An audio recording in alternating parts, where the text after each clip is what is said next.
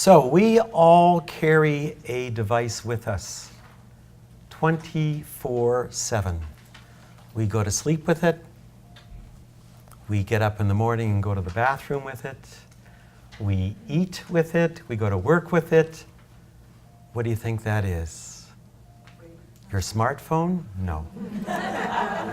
Because most people do that anyway, right? But what we're talking about is your breath. And the breath is the most accessible, effective tool that you have to deal with stress. And it's just a matter of understanding how you can use it to make it very effective. So what we're going to do tonight initially is we are going to explore what's called the ABCDE of breathing. So I would ask you to just sit up straight in your chairs, please. And close your eyes. And we're just going to bring awareness to our breath. Wherever you feel it dominant for you, whether it's at your nose or your chest or your abdomen. And I would ask that you just simply allow yourselves to bring awareness of what the breath feels like.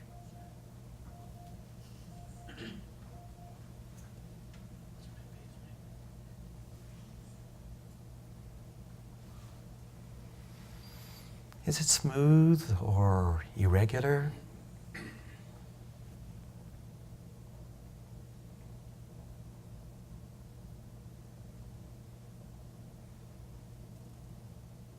Is it deep or is it shallow?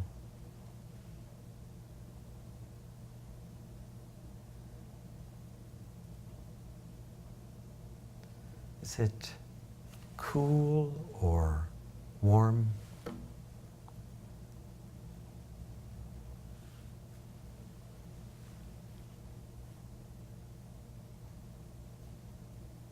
All we're trying to do is to bring awareness to something that, thank goodness, occurs spontaneously. Because if we had to remember to breathe, I'm sure we would all be dead.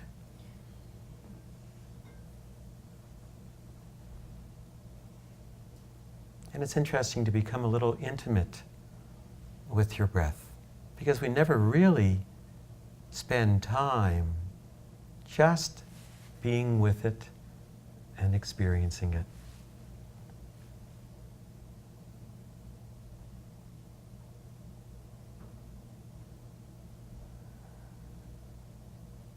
And perhaps notice as you bring awareness to your breath, does it change?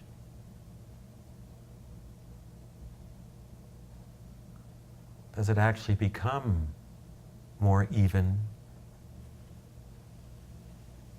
more deep as you continue to watch it?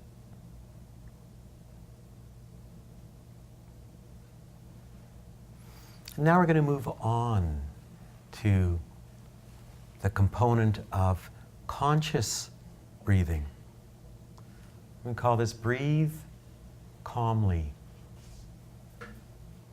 And I would like you to now consciously control your breath, to breathe in a way that you feel is as calm, as smooth, as deep, and as even as you can make it.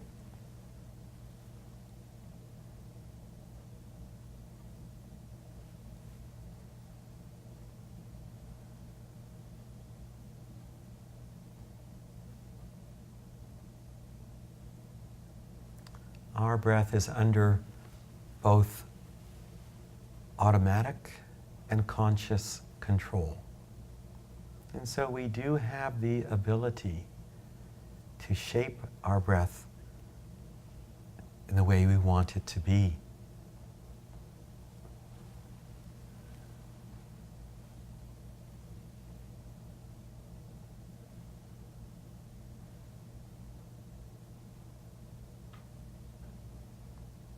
And just open yourself up to what that feels like. That as you breathe more calmly and more deeply, how do you experience that?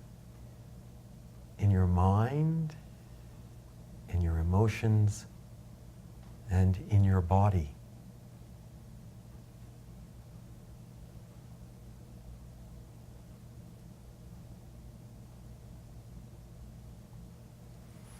That as your breath becomes calmer, does your mind and your body become calmer?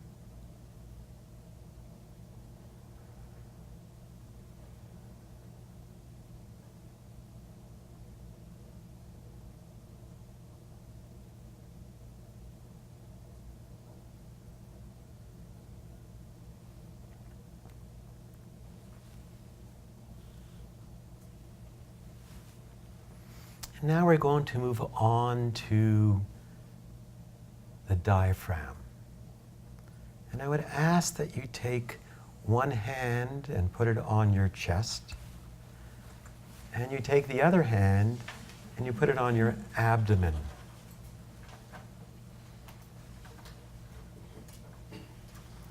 And I would ask you to notice that when you take a breath in,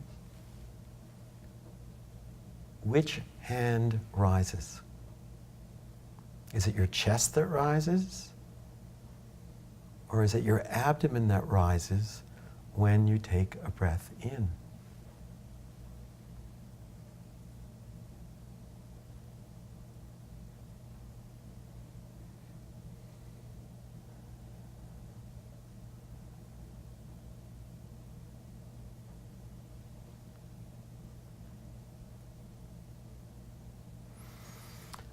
We all came into this world as belly breathers from our diaphragm, our abdomen.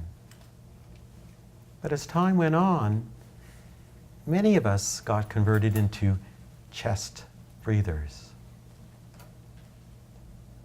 Breathing from your abdomen, letting the diaphragm descend as much as it can, is actually a more effective way to breathe, because you're allowing for better ventilation, better oxygenation.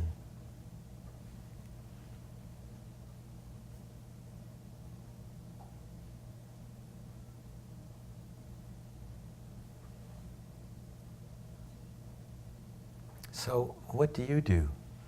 Are you a chest breather or are you an abdominal breather?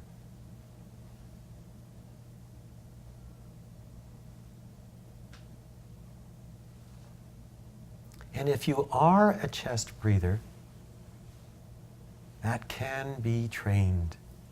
You have the ability to retrain the way you breathe. So, in this exercise, consciously bring your attention to the hand on your abdomen. And when you take your breath in,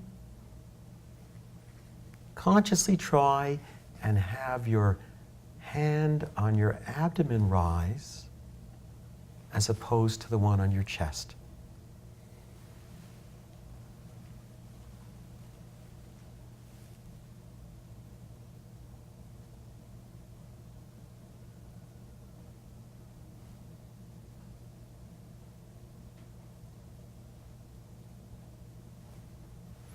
The way you can retrain the way you breathe is practice. So maybe take 5 minutes before you go to bed at night, or 5 minutes when you wake up in the morning. Put one hand on the chest, one on the abdomen, and consciously bring your attention and the way you breathe so that your abdomen rises with an inhalation rather than your chest.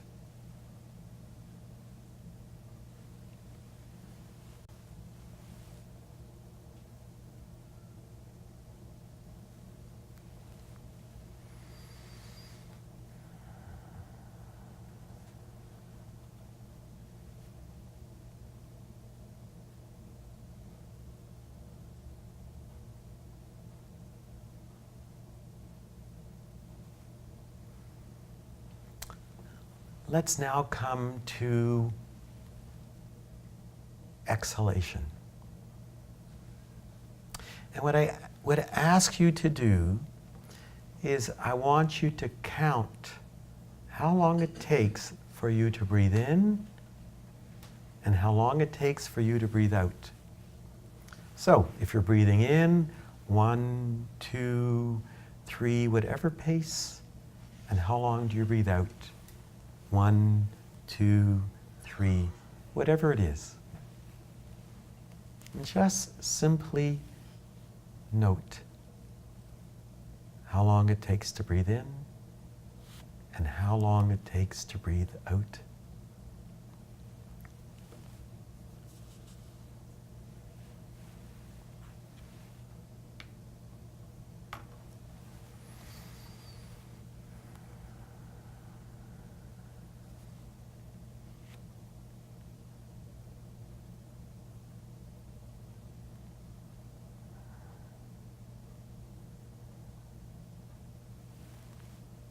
When we breathe in, we stimulate the sympathetic drive. The sympathetic drive is important for fight or flight. That's the part that gets us ready for a threat. While exhalation is what is called the parasympathetic response. It's the relaxation response. So it makes sense that if we can breathe out longer than we can breathe in, we facilitate relaxation.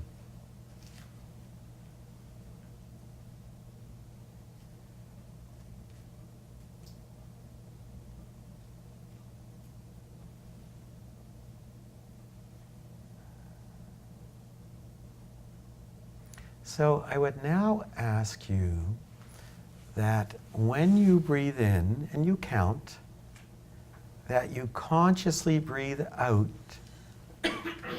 twice as long as when you breathe in. So if you breathe in for a count of 3, you slowly extend your exhalation so that you breathe out for a count of 6.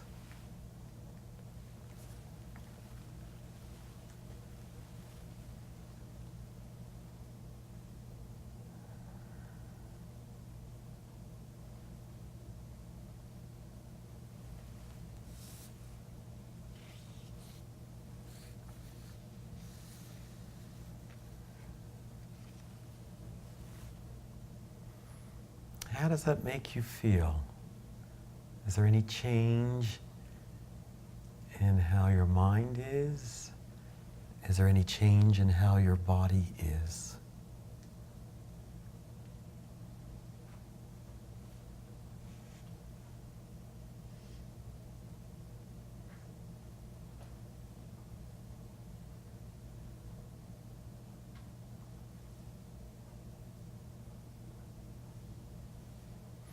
And now, why don't we bring this all together? And I would ask you to consciously breathe in a way that is calm, deep, and even. That your hand on your abdomen rises and not the one in your chest. And that you breathe out twice as long as you breathe in.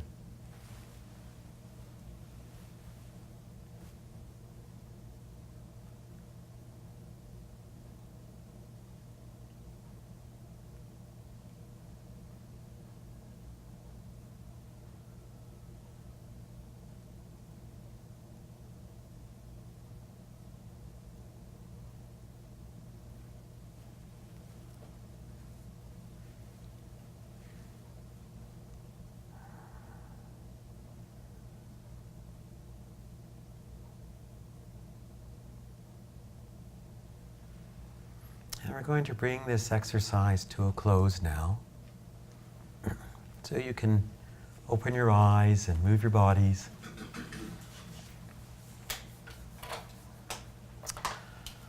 Of all the things that are taught for stress management, breathing, mindfulness, meditation, the breath is probably the one thing that people say is the most effective for them.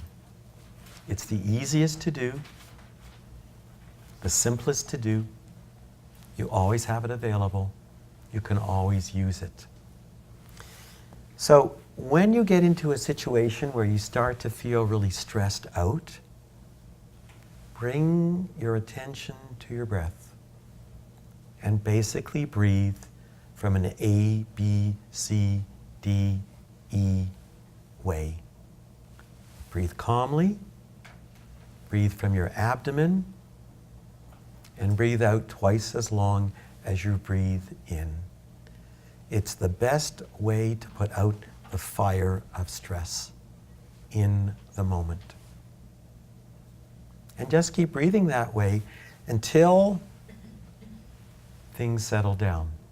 Because I guarantee everything will settle down if you give it enough time. However, if you can remember to breathe throughout the day in this effective way, as often as you can, then what you do is you tune down that emotional reactivity that you have. So, what's the problem in breathing like that all the time? Who remembers to do that? Right? If only I could remember, I would be fantastic. But there is a way to help yourself improve your memory. And we're talking about what are called cues. So you can download mindfulness reminder apps on your phone. So they may go off, a tune or a sound may go off at a time, and when that goes off, that's your reminder. You can put an alarm on your phone. You can put Post-it notes up in the morning on your mirror when you brush your teeth that says, remember to breathe. And the other thing is to use activity links. So what do I mean by that? Sitting on the red light. Absolutely. Use cues, use activities that you have during the day that is the memory for you to get back to your breath. So what are the possibilities? When you're stopping at a red light, any other things or cues you might think of that might be able to? Standing in line, waiting to pay. Absolutely. Standing in line. It's much better than getting upset that you have to stand in line.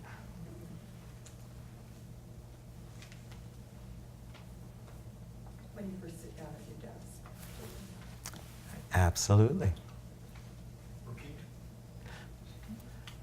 When you first sit down at your desk, right. Thank you. Yeah? When you are using the telephone and you have a menu and you have a voice speaking to you, an automated voice, and then a real voice, but it could be 15 or 20 minutes. And that gives you quite a bit of time to breathe. So a great suggestion. When you are on hold, having to go through the menu and wait for the real voice to come up. I like that one. There are multiple things that you can use as a cue. And sometimes it helps to, when you wake up in the morning, to say, you know what? What cue am I going to use today? It could be before you brush your teeth, before you start eating, before you turn your computer on, every time you walk through a doorway, every time you're in line, every time you're stopping at the red light. My God, that could be the whole day, right? So then the next question is, when the cue comes up, what do you do with it? And you have options. So one option is simply bring your awareness to the movement of the breath. No control, Just allow yourself to be aware of what your breath is doing. You know, it's very interesting when you bring awareness to your breath, to your thoughts, to your emotions, they all get really shy. It's interesting. They don't tend to become like they're in the middle of a spotlight. They don't become Donald Trump. What they actually do is that they have an observer effect rather than a spotlight effect. So rather than things getting amplified, when you bring awareness to your thoughts or your emotions or your breath, it actually settles it down. So we know our breath is under automatic control and conscious control. So you can bring your awareness just to the breath and how it breathes and how it moves, or you can consciously control your breath to support relaxation. I call this a take 5 exercise. So what do I mean by take 5? If you had time, focus on 5 breaths. Breathe calmly from your abdomen with 1 to 2 breathing. Doesn't sound like a long time, does it? 5 breaths. It's amazing how busy we get during the day that you don't even have time when you have to take 5 breaths. So, sadly, if you don't have time for 5 breaths, 1 breath. Breathe calmly. Breathe from your abdomen with 1 to 2. And sadly, when there isn't even time for 1 breath, just say, I'm breathing. So your breath is your friend. It is the best ally you have to put your stress out. It's always with you, even as often as you have your smartphone with you. Remember, ABCDE. Awareness, breathe calmly, breathe from the diaphragm, exhalation, and take 5 to support your practice throughout the day. So, do we have any questions about breathing and the ABCDE of breathing? We have a microphone here. Some time ago, I had read a book about ways to breathe, and it was to take your breath in properly and then to hold it to the count of 5, and then release it very slowly through pursed lips. It was a bit more, a little bit different. And I was just wondering, holding your breath for 5, is that helpful? So the question is, there was a breathing technique that consisted of breathing in, a pause of holding your breath and breathing out. There are multiple breathing techniques that are out there for you. Some will resonate, some won't resonate for you. And so I would say that if that's something that you've experimented with before and it's helped you, that's fine to do. My own sense about the pause, because you know, when we breathe in, there's a pause between inhalation and exhalation. And when we breathe out, there is a pause between exhalation and inhalation. And these are natural pauses. And when we get into the meditating, there is the opportunity to use the pause to help support the practice. The pause between exhalation and inhalation is more dominant between inhalation and exhalation. And sometimes sitting within that pause will actually help support your practice. So we're going to practice that a little later on when we get into the meditating part. But as we can say. There are multiple ways to breathe. I've just tried to outline one very simple, effective way. If you find other ways that are effective for you and they work, please use them. Do you have any other questions or observations about breathing? I'll just make a comment, Phil, that I like your technique to look at how long does it take me to breathe in, and then double that to breathe out. And similar to what this other lady was saying, there are multiple techniques I've seen, but when they say breathe in for 8 seconds, breathe out for 10 seconds, if that's not natural for me, I find I get uncomfortable, I'm forcing it, and it causes me stress. Yes. So I like the way you described to say, find your own pattern, but do the 2 to 1. That makes a lot of sense to me. Yeah. You know, I agree with you. When I try to look at the Take 5 exercise, and I try to say, well, maybe, we got to stick with the 5s, right? Breathe in for 5, breathe out for 10. And then when I tried to personally do that, it was like, I'm not so sure this is the right way to do it.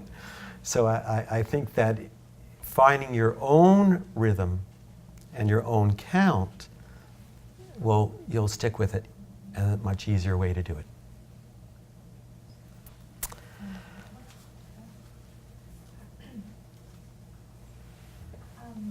So if you're finding your own way to breathe in and out, does it matter if you're breathing into your nose and out through your mouth, or in through your mouth and out through your nose? Yoga is important, but with Yeah. meditation, is it the same, or does it matter? So again, as many ways as you can take a breath in, there'll be as many ways as you can't take your breath in.